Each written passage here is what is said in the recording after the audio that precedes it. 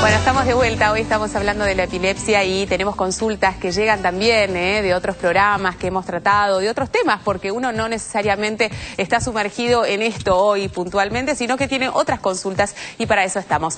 Nuestro consultorio virtual a través del mail y a través del Facebook nos llega todos los días. Y hoy, Sergio, ¿qué consulta nos hacen? Hoy Dolores nos escribió Marianela a través del Facebook diciendo que el marido tiene unos hongos en los pies que no responden al tratamiento antimicótico, que provocan un montón de cremas.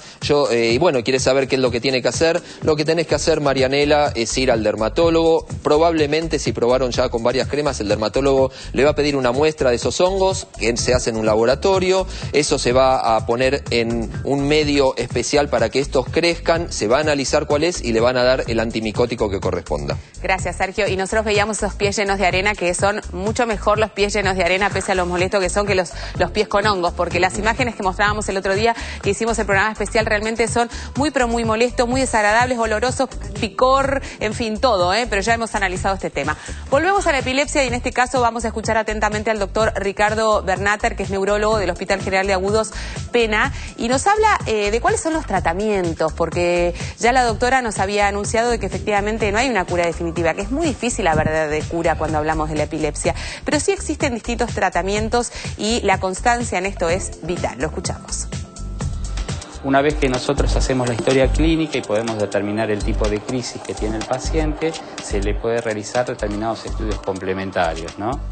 Dentro de esos estudios complementarios, el electroencefalograma es uno de los estudios más importantes dentro de la neurología, pero que tiene muy buena aplicación para el estudio de la epilepsia, porque lo que uno trata de determinar a través de este estudio es un foco que esté descargando a nivel cerebral diferente en relación al resto del cerebro. O sea, buscar qué área del cerebro está descargando y que por lo tanto dé como manifestación la presencia de la crisis de epilepsia. Las crisis epilépticas pueden ser de dos tipos, las crisis focales y las crisis generalizadas. Las crisis focales implican que hay un foco en el cerebro de un grupo de neuronas que descargan en forma asincrónica en relación al resto de las neuronas. Y las crisis generalizadas es cuando las descargas de esos focos no parten de un hemisferio cerebral, sino que pueden partir de ambos. Y luego, a partir de esas descargas, se generalizan manifestándose por medio de una crisis. Si bien se puede hacer tomografías computadas, como para buscar en el caso de una crisis sintomática aguda, la presencia de una lesión que esté produciendo ese tipo de crisis, el estudio de imagen por excelencia es la resonancia nuclear magnética del cerebro. El tratamiento médico de la epilepsia tiene que ver con, en primera instancia, digamos, determinar, o como te dije antes, el tipo de crisis. Y el tratamiento farmacológico de la epilepsia se puede realizar con las drogas antiepilépticas, ¿no? Lo que yo siempre observo en estos pacientes es todo lo que tiene que ver con la estigmatización, la discriminación. El paciente, por ejemplo, desde hace muchos años, cuando el paciente plantea a nivel escolar un chico que tiene epilepsia, se lo discrimina en cuanto a, por ejemplo, no poder intervenir en las clases de educación física. En los pacientes, por ejemplo, a nivel laboral, que muchos ocultan tener epilepsia, porque si plantean que tienen epilepsia, también se lo discrimina y no se lo toma. Entonces, yo creo que el estigma social que implica el tema de tener epilepsia hace que a estos pacientes se los discrimine mucho. El 70% de los pacientes con epilepsia que de pronto están medicados, que andan perfectamente con el tratamiento médico y demás, son pacientes que socialmente pueden insertarse laboralmente, educativamente, pueden trabajar, se pueden casar, pueden tener hijos. Las mamás con epilepsia que digamos están controladas y que están tomando determinados tipos, casi todas las medicaciones antiepilépticas, por supuesto pueden amamantar. Digamos, es como que estos pacientes tienen las mismas condiciones de vida social como vos o como yo. O sea que, digamos, no hay que dejarlos, no discriminarlos ni relegarlos. El paciente puede insertarse en la sociedad como cualquier paciente, como cualquier persona. Bueno, qué importante es leer este mensaje que nos acaba de dar el doctor, pero también interpretarlo con la responsabilidad que esto significa, porque si no pareciera ser que es muy confuso. Por un lado nos dicen que hay que tomar recaudos, que hay que tomar precauciones fundamentales para poder ayudar y contener a un paciente con epilepsia, y por otro lado nos dicen, esta persona puede hacer una vida totalmente normal entre comillas, porque hay que incluir ciertas cosas que evidentemente pueden poner en riesgo la vida de ese paciente, que ya vamos a estar hablando si tiene en un ataque de epilepsia, por ejemplo, el manejar, etcétera, etcétera. Pero ya vamos a hablar de eso. Está la doctora Silvia Kochen, que es jefa de la sección epilepsia del Hospital Ramos Mejía, que decíamos que ya estuvo aquí con nosotros, que sabe un montón de este tema. Y Silvia, preguntarte si efectivamente los avances en los últimos años han hecho que los tratamientos cambien y mejore notablemente la calidad de estos pacientes. ¿Qué tal? Buen día. Buen día. En realidad yo escuchaba los testimonios que iban dando a mis colegas y los comentarios que hacían acá los otros médicos que están en el programa, ¿no? Creo que ocurre lo que pasa en la medicina en general. O sea, hay conceptos, hay informaciones que se van atravesando los tiempos y que no siempre incorporan los nuevos conocimientos. Entonces, y que además en el caso particular de la epilepsia hay una situación concreta. Es una enfermedad que no tiene un comportamiento homogéneo en toda la gente que tiene epilepsia. Hay casos particulares, no digamos. No solamente que hay casos, sino que hay formas, o se llaman síndromes. Nosotros hablamos de síndromes cuando hay un grupo de síntomas y de signos que tienen comportamientos homogéneos. Esto es un tema que no pasa acá en la Argentina. Por ejemplo, la Organización Mundial de la Salud, en la línea que se llama discapacidad, salud mental, incorpora la epilepsia y no hay consenso aún hoy para decidir un paciente con diagnóstico de epilepsia si se le puede o no otorgar, por ejemplo, un certificado de discapacidad o en qué categoría que está clasificado esto se le da.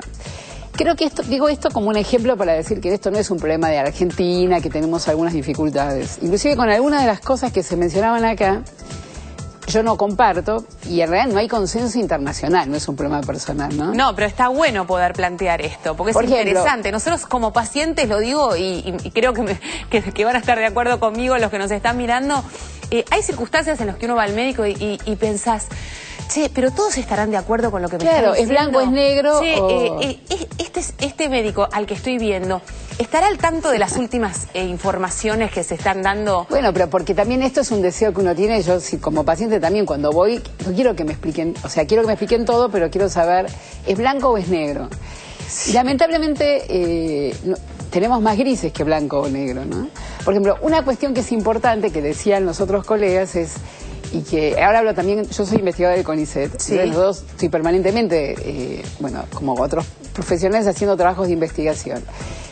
Si vuelvo a lo que decía antes, no hay una situación homogénea en la epilepsia. Hay formas de epilepsia que nosotros sabemos en el momento de diagnosticarlas que se pueden curar. No hay que tener miedo de decir esta palabra, se pueden curar. Significa que un sujeto, y esto hay consenso, que pasaron 2 o 3 años sin crisis de epilepsia y que el paciente no se encuentra en la resonancia una patología que tenga un daño estructural, decimos, un daño del cerebro localizado, uno le da el alta. Y de ese grupo, o sea, le suspende el tratamiento.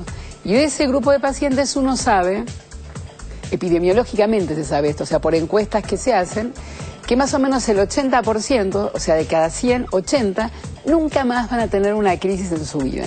Pregunta, ¿esto es un tipo de epilepsia o se tiene que dar una cantidad de factores para poder determinar que uno puede estar dentro de ese porcentaje de pacientes? Hay un grupo de epilepsias, que esto hablo para los pacientes, ¿no es cierto? O sea, hay un grupo de epilepsias que cuando uno lo diagnostica el primer momento, uno sabe que está más o menos un 90% de posibilidades que está en este grupo. Hay otras formas de epilepsia, y eso no sabemos por qué, que tienen menos posibilidades de estar en el grupo que le voy a dar el alta. Sin embargo, esos pacientes pueden ser dados de alta si en la propia evolución de la enfermedad lleva esta conducta que acabo de decir. O sea, el paciente deja de tener crisis con medicación, pasan 2 años, no hay un gran consenso, 2, 3 años, y uno comienza el tratamiento del alta. Desde el punto de vista, yo voy a explicar así, se puede entender. Las células que están en el cerebro se llaman neuronas, como las células de la piel, ¿no? O sea, hay un grupo de esas neuronas que tienen capacidad, como explicaban algunos colegas, a aprender a ser epilépticas en una zona. En algún momento, cuando se ve la crisis, se propaga esa información anormal y aparecen las crisis que comentaban antes. O sea, que puede ser la crisis chiquita, donde el paciente a veces solamente queda inmóvil, no se mueve, y todo termina ahí, a la crisis que aparece en las películas, que el paciente pierde el conocimiento, se cae al piso, tiene una extensión tónica y clónica. Entonces, esto es lo que ocurre. ¿Qué pasa? Ese foco que dio lugar a la epilepsia, en algunos casos no sabemos bien por qué, no puede más propagar. Digo, no puede más en el sentido de que esto no ocurre más y ese paciente no tiene más manifestaciones clínicas, aunque quede ese foco reducido en la zona de la corteza. Entonces, en ese caso nosotros decimos, este paciente está curado, no va a tener más crisis, puede hacer una vida absolutamente normal. En nuestro país todavía tenemos una deuda. Yo, como presidenta de la Liga de Epilepsia, tuvimos 2 entrevistas ya con la Dirección de Seguridad Vial. Sí. Tenemos respuesta, todavía no nos contestaron porque les llevamos todo escrito para que la gente que tiene epilepsia, como pasa en el mundo, pueda tener registro de conducir si cumple determinados criterios. Hoy lo que ocurre que es, si va un sujeto y dice, tengo epilepsia, no le dan el registro. Claro, y con esto yo arrancaba el programa. Genera tal la categorización, el decir que uno pueda tener epilepsia, que no se hace este análisis minucioso. No tomamos al individuo como individuo. Claro, hay que analizar caso por caso, claro, porque hay sujetos que no de ninguna manera pueden conducir, pero en el mundo ya hay legislación sobre esto. Si alguien después de 2 años no tiene crisis, tiene control del médico, tiene todos los estudios normales, está en el grupo que uno sabe que tiene 90 o más % de posibilidades de no volver a tener crisis, puede conducir sin problema. ¿Mejora el pronóstico de una persona epiléptica el hecho de que se le diagnostique esto de manera temprana y que inicie un tratamiento, como por ejemplo pasa con otras enfermedades, o nada tiene esto que ver? En realidad hace algunos años, 15, 20 años, se creía que sí. Y en los estudios que se vieron epidemiológicos se vio que a largo plazo no mejora. Lo que sí mejora sin duda es la calidad de vida ahora. Perfecto. Pero no a largo plazo, ¿no? Por eso también los colegas hablaban y hacían mucho hincapié en la cuestión de decir, bueno, no tenga miedo, ocúpese, no hay ningún motivo para estar discriminado. Por ejemplo, antes se comentaba acá algunas cuestiones que siguen siendo como mitos. Por ejemplo, el alcohol. Sí. El paciente con epilepsia puede tomar alcohol. Lo que pasa es que no puede tomar en exceso alcohol. No puede estar en una como situación... todos nosotros, digamos. Si toman en exceso ustedes... Claro, digo, a la persona que no es epiléptica tampoco es conveniente que tome en exceso. Pero no en exceso, o sea, pero eso es importante, porque entonces en un brindis, en un cumpleaños, en una fiesta, una copa de vino, una copa de cerveza, lo puede hacer. Y entonces... o sea, esto es importante también a incorporarlo, porque entonces no necesita... Nosotros damos consejos que son muy precisos, que es no nadar estando solo. Claro.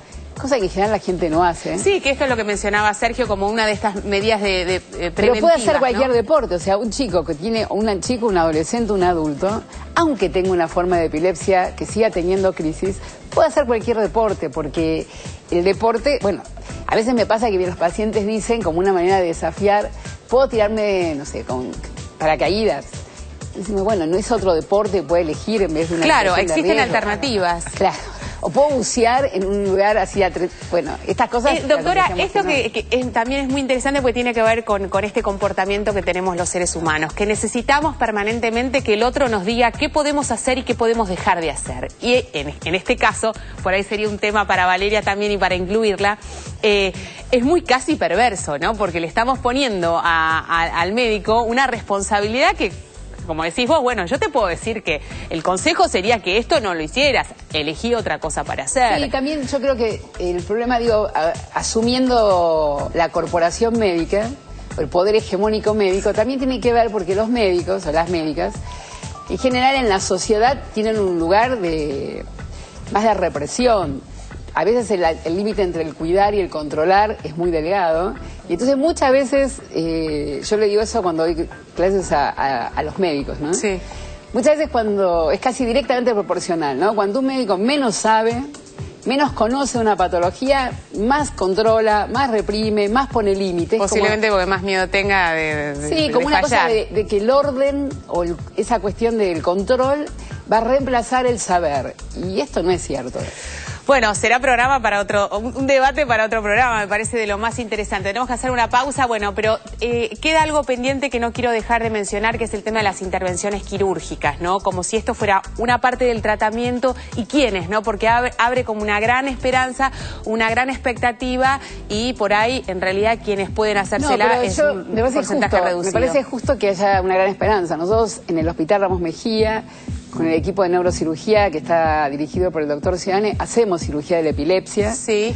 Y realmente para los pacientes que no responden al tratamiento médico y tienen una forma que uno localiza dónde comienza la crisis, se pueden operar el riesgo, la morbimortalidad se dice, o sea, el riesgo es mínimo y el paciente realmente le cambia la vida porque el paciente deja de tener crisis, o sea, que creo que está bien tener esperanza porque esto da muy buenos resultados, ¿no? Bueno, hacemos una pausa, la doctora se queda, obviamente vamos a sumar a todo el resto de nuestro equipo para que sigamos desarrollando temas que quedaron pendientes, como por ejemplo, qué hacer frente a estar fuera de casa y tener un ataque de este tipo, y cuáles son estas precauciones básicas que nosotros tenemos que saber, nosotros los que acompañamos, los que ayudamos, si tenemos un amigo, un familiar o inclusive un transeúnte que está en la calle y que se cae y que tiene un ataque de epilepsia. Hacemos una pequeña pausa, ya estamos de vuelta.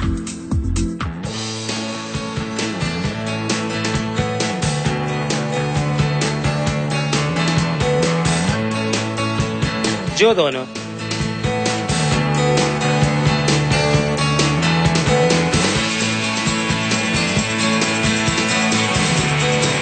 Él necesitó.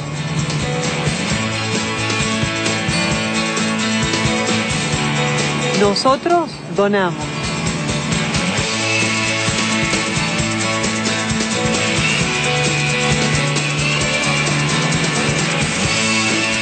Yo necesité.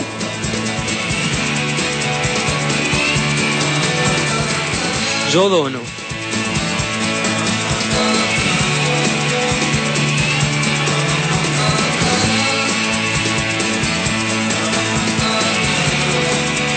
Unite a la donación voluntaria de sangre. Banco de Sangre, Universidad Nacional de Córdoba. Llámanos al 0351-433-4121. ¿Sabías que las obras sociales registradas están obligadas a recibir a los beneficiarios que opten por ellas y a sus respectivos grupos familiares? No pueden condicionar su ingreso por ninguna causa. Yo canto para alguien como tú, por la oreja negra.